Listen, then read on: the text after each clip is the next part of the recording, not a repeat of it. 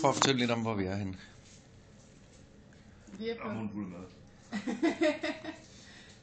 vi er på Canadiana Backpackers Hostel på Whittimer Street i downtown Toronto.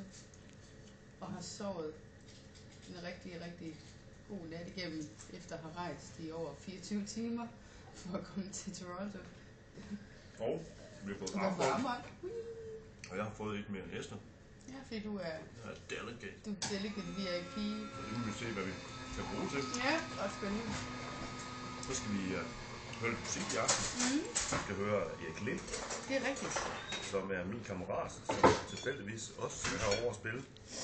Og ham har jeg aldrig hørt spille live før, så det er jeg ret spændt på. Det er rigtigt. Nej, det var ikke ham, vi mødte i går. Der mødte vi nogle andre. Der mødte vi en anden. Ja, de to eneste kanadier, jeg kender, spiller faktisk på Canadian Music Week i år. Og så skal vi også til, vi skal være ude og nippe cocktails. Vi skal virkelig... Meet the Nordic Cocktails i aften, så det er meget spændende at se, hvem der kommer til det. Det er nok en masse danskere, vi kender. Så. Hvad er det for noget, I sidder og spiser lige nu?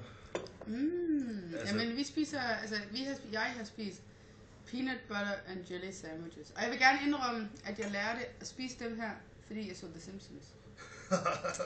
Det var Bart, der godt kunne lide peanut butter and jelly sandwiches, og så spiste han dem, og så begyndte jeg også at spise dem. Han har altså også god smag. Ja.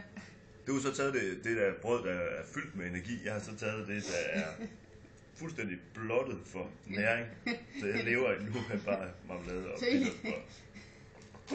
Så egentlig så er du bare en tom kalorie. Og en meget god kaffe. Ja, super god kaffe. Damn, super fedt sted egentlig. Det er sgu meget god. Sådan starter vi dagen her i Canada. Og så spiller vi koncert i morgen. Nej.